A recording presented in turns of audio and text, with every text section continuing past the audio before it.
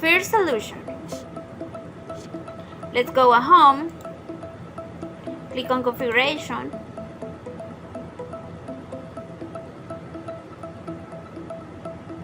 Click on privacy and security.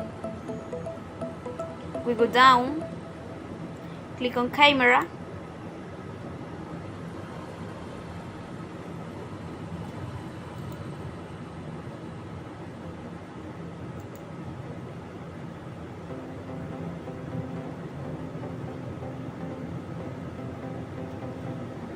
Okay, I'm ready.